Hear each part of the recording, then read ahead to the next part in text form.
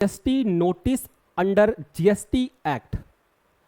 Section wise आज हम लोग बात करने वाले हैं कि किस सेक्शन में कौन सी नोटिस आपको भेजी जा सकती है।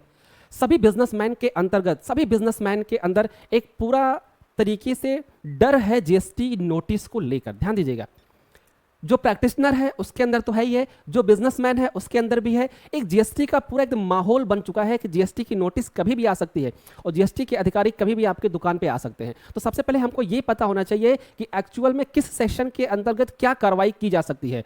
क्या सच में अधिकारी आके हमारी दुकान से हमको उठा के ले जा सकता है? क्या कोई भी अधिकारी हमारे गोडाउन पे, हमारे दुकान पे छापा मार सकता है?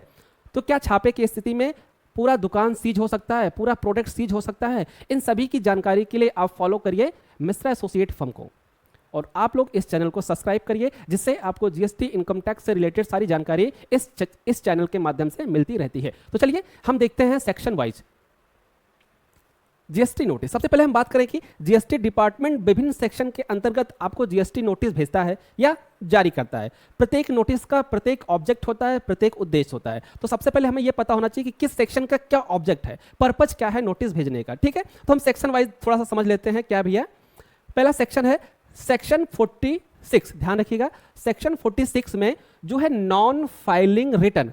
अगर आप फाइल नहीं कर रहे हैं, अगर आप अपना जीएसटी फाइल नहीं कर रहे हैं, तो उस केस में आपको सेक्शन 46 में नोटिस आ सकता है नॉन फाइलिंग रिटर्न के जीएसटीआर 1, जीएसटीआर 3B नहीं फाइल करने के अगेंस्ट में आपको सेक्शन 46 में नोटिस इशू किया जा सकता है। नेक्स्ट हम बात कर सकते हैं सेक्शन 61। सेक्शन 61 क्या है? Scrutiny of the return. अब यहां पे आपका पूरा रिपोर्ट ओपन कर दिया जाएगा। स्क्रूटनी मतलब कि ऑडिट, डिपार्टमेंटल ऑडिट। क्लियर? यहां पे क्या कहा जा रहा है कि जीएसटी ऑफिसर रिटर्न में पाए गए डिफरेंस या मिसमैच के बारे में स्पष्टीकरण मांग रहा है। मतलब कि सेक्शन 61 में अगर नोटिस आई, इसका मतलब जीएसटी डिपार्टमेंट ने, जीएसटी अधिकारी ने आपके जीएसटी पोर्टल को ओपन कर लिया है, आपके पूरे रिकॉर्ड को ओपन कर लिया है, और उसमें उसको ये दिखाई दे रहा है कि कुछ ना कुछ डिफरेंसेस यहाँ पे हैं।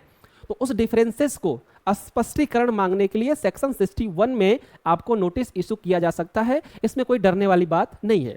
अगर आपको लग रहा है कि गलती हो गई है, तो आप जाकर वहां पे एक स्पष्टीकरण दीजिए कि ये चीज यहां पे थी और ये चीज यहां पे है और ये चीज यहां पे। हो सकता है सामने वाले को समझ में ना आ रहा हो, आप जाकर वहां पे स्पष्टीकरण देंगे तो केस आपका सॉल्व हो जाएगा। क्लियर? नेक्स्ट बात करते हैं सेक्शन 62। ये क्या भैया? Based judgement of assessment. इसमें क्या होता है? लगातार रिटर्न फाइलिंग न करने पर ऑफिसर स्वयं टैक्स लायबिलिटी निर्धारित कर सकता है। ध्यान दीजिएगा, अगर आप लगातार टैक्स फाइल नहीं कर रहे हो, अपनी जीएसटी फाइल नहीं कर रहे हो, तो जीएसटी अधिकारी जो आपकी टैक्स लायबिलिटी बन रही है उसी को कैलकुलेट करके आपको एक नोटिस भेज देगा कि आपकी इतनी लायबिलिटी बन रही है। क्लियर? चलिए नेक्स्ट बात करता है सेक्शन 63। क्या है? Unregistered person assessment. सेक्शन 63 कहता है कि जीएसटी रजिस्ट्रेशन आवश्यक होने के बावजूद रजिस्ट्रेशन न लेने पर असेसमेंट नोटिस भेज दिया जाएगा। ध्यान दीजिए, अगर आपका बिजनेस कंटिन्यू चल रहा है, आपका ट्रांजैक्शन भी अच्छा हो रहा है और जीएसटी की प्रेस्क्राइब लिमिट के पार आपका ट्रांजैक्शन जा रहा है, जो कि 40 लाख है, 20 लाख है, उस केस में भी अगर आप जीएसटी रजिस्ट्रेशन नहीं करवा रहे हो, तो जीएसटी डिपार्टमेंट द्वारा आपको सेक्शन 63 का नोटिस भेज दिया जाएगा असेसमेंट करने के लिए, आपकी इनकम को असेसमेंट करने के लिए कि आप जीएसटी के लिए लाइबल हो, उसके बावजूद भी आप जीएसटी रजिस्ट्रेशन नहीं करवा रहे हो। क्लियर? आते हैं सेक्शन 65 पर। सेक्शन 65 होता है ऑडिट का। इसमें क्या होती है? ऑडिट हो। ये कौन सी ऑडिट है? डिपार्टमेंटल ऑडिट है। सेक्शन 65 क्या कहता है? डिपार्टमेंटल ऑडिट करता है। क्या? डिपार्टमेंटल द्वारा ऑडिट के लिए नोटिस जारी किया जाता है। सेक्शन 65 में अगर आपकी नोटिस जारी होती है तो क्या कहा जाता है? एक डिपार्टमेंट द्वारा, अधिकारी द्वारा आपको बुलाया जाता है कि आइए, हमें आपके डॉक्यूमेंट को स्क्रूटनी करनी है, आपके डॉक्यूमेंट को हमें चेक करना है, और इसमें परेशान होने की बात नहीं है। अगर सेक्शन 65 इशू किया जा रहा है तो आप अपने पूरे फाइनेंशियल रिकॉर्ड लेके जाइए, सेल, परचेज, रिसीव, बिल, सारी चीजें लेके जाइए और अधिकारी के सामने बैठिए और उसके जितने भी क्वेश्चंस हैं उसका आंसर दीजिए, ऑडिट क्लोज करिए और वहां से रिसिप्ट लीजिए और चले आइए। पैनिक होने की कोई जरूरत नहीं है। क्लियर? ये चीजें हैं। Next section 66 special audit. ये थोड़ा सा कॉम्प्लिकेटिव है। कहता है कि कॉम्प्लेक्स मामलों में सीएमए द्वारा स्पेशल ऑडिट कराने का आदेश दिया जाता है। जब आपकी प्रेस्क्राइब लिमिट पार हो जाती है, 66 क्या कहता है, ऑडिट। जब आपकी सेल 1 CR के ऊपर हो जाती है या 10 करोड़ के ऊपर हो जाती है, तब यह सेक्शन 66 आपका क्या कहता है, ऑडिट के केस में कहता है कि आप भैया अपनी बुक्स को CA या CMA से ऑडिट करा के लाइए। क्लियर, ये नोटिस नहीं आती है।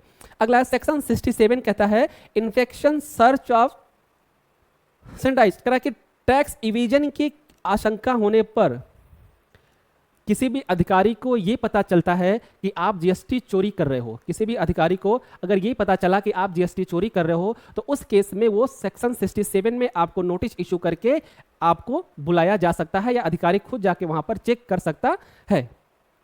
नेक्स्ट अगर हम बात करें सेक्शन 73 के अंतर्गत tax sort paid without fraud, क्या है, टैक्स कम जमा, गलत आईटीसी, रिफंड लेकिन फ्रॉड नहीं है, पेनाल्टी सामान्यतः टैक्स का 10% या 10,000 रुपए जो अधिक हो। ठीक है, सेक्शन 73 में क्या कह रहा है भैया, टैक्स शॉर्ट पेड, मतलब कि आपका जो टैक्स बन रहा था उससे कम आपने पे किया। ठीक है, तो इसके अंतर्गत आपको 73 का नोटिस इशू किया जा सकता है। अगला 74 में वही केस आ सकता है, फ्रॉड वाला केस। ठीक है, अगला है सेक्शन 74A में क्या भैया, new unified demand provision. Section 74A में एक असेसमेंट कर दिया गया है कि भैया कि अगर आपका डिमांड प्रोविजन रह गया है तो किसमें क्या है, फाइनेंशियल 24-25 से डिमांड प्रेसेंडिंग के लिए नया सेक्शन जिसने कई मामलों में सेक्शन 73-74 को रिप्लेस किया गया है। ठीक है, तो अगर सेक्शन 74A में आपकी नोटिस आ रही है, इसका मतलब है कि आपका कोई डिमांड पहले से पेंडिंग है, उसके अगेंस्ट में आपको नोटिस इशू किया जा रहा है। चलिए, मोस्ट कॉमन जो नोटिस आपको देखने को मिलती है SMT 10 सेक्शन 61 के अंतर्गत। क्लियर, इसमें क्या देखता है भैया, ध्यान से समझिए। इसमें क्या होता है, रिटर्न स्क्रूटनी होती है कि जो आप रिटर्न फाइल कर रहे हो उसकी स्क्रूटनी होती है, उसकी जांच होती है, उसकी ऑडिट होती है। अगला है GSTR 1 और GSTR 3B के मिसमैच के केस में भी ऑडिट या नोटिस आ जाती है। अगला है ITC डिफरेंस के केस में भी आपको नोटिस इशू किया जा सकता है।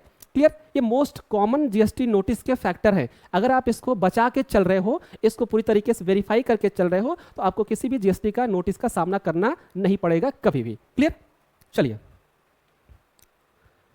नेक्स्ट इश्यू था DRC 01। अब ध्यान दीजिएगा क्या भैया, DRC 01 कहता है इस सेक्शन 73, 74, 74A इतने सेक्शन का ये वायलेशन है। क्या है, show cause notice, show cause notice, tax interest एवं पेनाल्टी की डिमांड, रिप्लेस DRC 6 में देना होता है। समझिए, रिप्लाई DRC 6 में देना है। अगर ये नोटिस आ रही है आपके 73, 74 के अंतर्गत नोटिस आ रही है, टैक्स पेनाल्टी सो कोस नोटिस, तो आपको रिप्लाई देना पड़ेगा, जो रिप्लाई आप DRC 06 में दे सकते हैं। क्लियर, रजिस्ट्रेशन जो 17 आता है वो क्या होता है, जीएसटी रजिस्ट्रेशन कैंसिलेशन की नोटिस आती है, सेक्शन 17 जो होता है। ठीक है, additive 1 GST audit notice section 65 में आता है। अब सबसे इंपॉर्टेंट चीज है भैया, ध्यान समझिएगा, जीएसटी नोटिस मिलने पर क्या करें। अगर आपको डिपार्टमेंट की तरफ से जीएसटी नोटिस इशू कर दिया गया है तो एकदम प्रेम से घबराए नहीं। लोग पैनिक हो जाते हैं, आपको पैनिक नहीं होना है। जीएसटी नोटिस मिलने पर आपको कतई पैनिक नहीं होना है। आपको ध्यान से पहले उसके चेकलिस्ट को समझना है कि इस नोटिस में आपसे क्या क्या पूछा जा रहा है और किस सेक्शन के अंतर्गत आपसे पूछा जा रहा है। तो आप सबसे पहले आप अपने आप को ऑडिट करेंगे, अपने आप को चेक करेंगे कि हमारी गलती क्या इस सेक्शन के अंतर्गत आती है। कभी कभी ऐसा होता है कि जीएसटी डिपार्टमेंट के द्वारा गलती कुछ और होती है और किसी और सेक्शन में आपसे नोटिस भेज दिया जाता है, अमाउंट कुछ और निकल रहा है, कुछ और अमाउंट डाल दिया जाता है। क्लियर, तो ये जब बात वहां पे जाती है ऑडिट में, तभी इसका क्लैरिफिकेशन हो पाता है। तो सबसे पहले आप क्या करें, अगर आपको नोटिस आती है, सबसे पहले नोटिस नंबर और सेक्शन चेक करें। सबसे पहले आप क्या करेंगे, नोटिस नंबर और सेक्शन चेक करें। ठीक है, अगला रिप्लाई का ड्यू डेट देखें कि कब तक आपको रिप्लाई देने का ड्यू डेट है। नेक्स्ट आप उससे सपोर्टिंग डॉक्यूमेंट तैयार करें, जो जो नोटिस में मांगा गया है उसका सपोर्टिंग डॉक्यूमेंट आप तैयार करें। नेक्स्ट है जीएसटी पोर्टल पर रिप्लाई फाइल करें। आपको डिपार्टमेंट जाने की जरूरत नहीं है, सबसे पहले आपको जीएसटी पोर्टल से रिप्लाई फाइल करना है। उसके बाद नोटिस को इग्नोर ना करें, कतई इग्नोर ना करें, अन्यथा एक्स पार्ट ऑर्डर नोटिस हो जाता है और आपकी जीएसटी कैंसिल भी हो सकती है या आपको पेनाल्टी जुर्माना भी लगाया जा सकता है।